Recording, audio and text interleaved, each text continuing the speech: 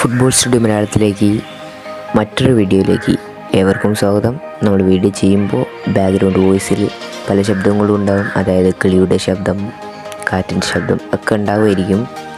അതൊക്കെ ക്ഷമിക്കുക. നമ്മുടെ നാടൻ സംഭവങ്ങളൊക്കെയാണ്, പ്രകൃതിയുടെ സംഭവങ്ങളൊക്കെയാണ്. അപ്പോൾ അതുകൊണ്ട് നമ്മൾ വലിയ സെറ്റപ്പിലൊന്നുമല്ല ചെയ്യുന്നത്. അപ്പോൾ അതുകൊണ്ട് അതിൻ്റേതായ പ്രശ്നങ്ങളൊക്കെ ഉണ്ടാവും. ക്ഷമിച്ചുകൊണ്ട് വീഡിയോ മുഴുവനായി കാണാൻ ശ്രമിക്കുക. അപ്പോൾ നമുക്ക് നേരെ വിട്ടിട്ട് എടുക്കാം. ചാനൽ സബ്സ്ക്രൈബ് ചെയ്യുക, ബെൽ ബട്ടൺ ഓളിട്ട് ചെയ്തുകൊണ്ട് വീഡിയോ കാണാൻ ശ്രമിക്കുക, ലൈക്കും ചെയ്യുക. അപ്പോൾ നമുക്ക് നേരെ അപ്ഡേറ്റിലെടുക്കാം. ഇന്ന് കേരള ബ്ലാസ്റ്റേഴ്സിൻ്റെ മത്സരം നടക്കാൻ പോവുകയാണ്. കലിംഗ സ്റ്റേഡിയത്തിൽ വെച്ച്, അതായത് ഒഡീഷ കലിംഗ സ്റ്റേഡിയത്തിൽ വെച്ചായിരിക്കും മത്സരം നടക്കുക. ഒഡീഷയാണ് ബ്ലാസ്റ്റേഴ്സ് നേരിടുന്നത്. മെയിൻ കാര്യം എന്ന് പറയുന്നത്, ഒഡീഷയുടെ ആദ്യ 2 മത്സരങ്ങൾ തോൽവിയോടെ തുടങ്ങിയെങ്കിലും കഴിഞ്ഞ അവസാന മത്സരം അവർക്കൊരു പോസിറ്റീവ് റിസൾട്ടാണ് ഉണ്ടാക്കിയെടുക്കാൻ സാധിച്ചത്. 2 എന്ന സ്കോറിൽ ജംഷഡ്പൂരിനെ പരാജയപ്പെടുത്തി. അതിൽ നല്ല രീതിയിൽ ഒഡീഷ കളിച്ചിട്ടുണ്ട്. കുറേ ഗോളുകൾ നേടാൻ സാധിക്കുമായിരുന്നു, എന്നാൽ ഗോളിലേക്ക് എത്തിക്കാൻ സാധിച്ചില്ല. അത് ജംഷഡ്പൂരിൻ്റെ ഭാഗ്യം എന്ന് പറയാം, ഒഡീഷയുടെ ഭാഗ്യമില്ലായ്മ എന്നും പറയാം. ഒഡീഷയുടെ പ്ലേയേഴ്സിൻ്റെ കാര്യത്തിലേക്ക് വരുമ്പോൾ ശക്തരാണവർ. മിഡ്ഫീൽഡിൽ ഹ്യൂഗോ ഗോമസ് ഉൾപ്പെടെ താരങ്ങളുണ്ട്. അഹമ്മദ് ജാഹു ഉണ്ട്. അതുപോലെ തന്നെ മുർത്തദ ഫോളിൻ്റെ ഡിഫൻസിൽ അമരീന്ദർ സിംഗാണ് ഗോൾ കീപ്പർ. ഇനി സ്ട്രൈക്കറിലേക്ക് വരുമ്പം ഡിഗോ മൗറീഷ്യോ, റോയ് കൃഷ്ണ എന്നീ ശക്തർ തന്നെയുണ്ട്.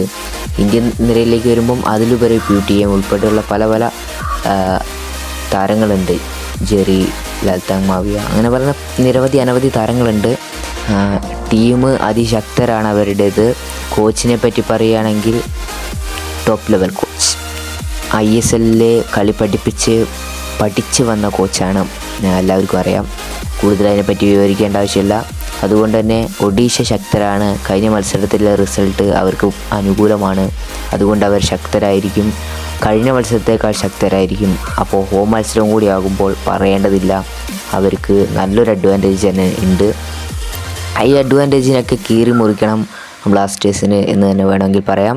ഒഡീഷ മെയിനായിട്ട് നോക്കുന്നതെന്ന് പറഞ്ഞു കഴിഞ്ഞാൽ ക്വിക്ക് കൗണ്ടറാണ്. ബ്ലാസ്റ്റേഴ്സ് പൊസിഷൻ ഗെയിമിങ്ങും ആണെന്ന് വേണമെങ്കിൽ പറയാം. അങ്ങനത്തെ ഒരു കളിയാണ് കഴിഞ്ഞ മത്സരത്തിലൊക്കെ കണ്ടത്. ഇനി ലൂണയും കൂടി വരുമ്പം ക്വിക്ക് കൗണ്ടർ ടു പൊസിഷൻ എന്ന 2 മോഡ് മിക്സ് ആയിട്ടുള്ളൊരു സംഭവമായിരിക്കും വരാൻ പോകുന്നത്. ലൂണ കഴിഞ്ഞ മത്സരത്തിൽ ഇറങ്ങിയിരുന്നെങ്കിലും അദ്ദേഹത്തിന് സ്റ്റാമിന വീണ്ടെടുക്കാൻ സാധിച്ചില്ല മുഴുവനായിട്ടും. അതിൽ നിന്ന് മുക്തമായിട്ടില്ല ഇൻഫെക്ഷനിൽ നിന്നൊന്നും. അതുകൊണ്ടായിരിക്കണം കഴിഞ്ഞ മത്സരത്തിൽ നമുക്ക് പഴയ ലൂണേനെ കാണാൻ സാധിച്ചില്ല. ബിപിൻ മോഹനും പഴയൊരു തിളക്കത്തിലേക്ക് എത്താൻ സാധിച്ചില്ല. ഇഞ്ചുറിയുടെ ചെറിയ പിടുത്തം അവിടെ ഇവിടെയൊക്കെ ഉണ്ടെന്ന് തോന്നുന്നു. ഐമന് നിറയെ ചാൻസുകൾ ലഭിച്ചിരുന്നു, മിസ്സാക്കിയിരുന്നത്. അതൊക്കെ അടുത്ത മത്സരത്തിൽ പരിഹരിക്കേണ്ടതുണ്ട്. ട്രെയിനിങ്ങിലൂടെയൊക്കെ പരിഹരിച്ചുകൊണ്ട് അടുത്ത മത്സരത്തിൽ തിരികെ എത്തേണ്ടതുണ്ട്. നോഹ സദുവിനെ പറ്റി നമുക്ക് പറയേണ്ട ആവശ്യമില്ലല്ലോ. അദ്ദേഹം ആണ് കഴിഞ്ഞ മത്സരത്തിൽ സമനില ഗോൾ നേടിയത്. ചില സമയത്ത് ഒറ്റയാൾ പോരാട്ടത്തിൽ നിന്ന്, അതായത് ഇങ്ങനെ വേണമെങ്കിൽ പറയാം, അതായത് നിങ്ങൾക്കൊന്നും ഗോളടിക്കാനാവില്ല, ഞാൻ തന്നെ സ്വന്തം കയറ്റിക്കൊണ്ടൊന്ന് ഗോളടിക്കാം എന്ന് കാണിച്ചു തരുന്ന ഒരാളാണ് അദ്ദേഹം.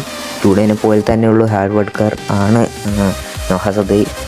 പലപ്പോഴും ടീമിനെ അദ്ദേഹത്തിൻ്റെ ചുമലിലേറ്റിക്കൊണ്ട് നടക്കുകയാണ് നോഹ സദ് എന്ന് പറയാം. എനിക്ക് തോന്നുന്നു നോഹ സദ് ഇല്ലായിരുന്നെങ്കിൽ ലൂണ ഇല്ലാത്ത ഈ അവസരത്തിൽ ബ്ലാസ്റ്റേഴ്സ് ചിലപ്പം വീണ് പോയേനെ എന്ന് തന്നെ വേണമെങ്കിൽ തോന്നിപ്പോകുന്ന ഒരവസ്ഥയാണ്.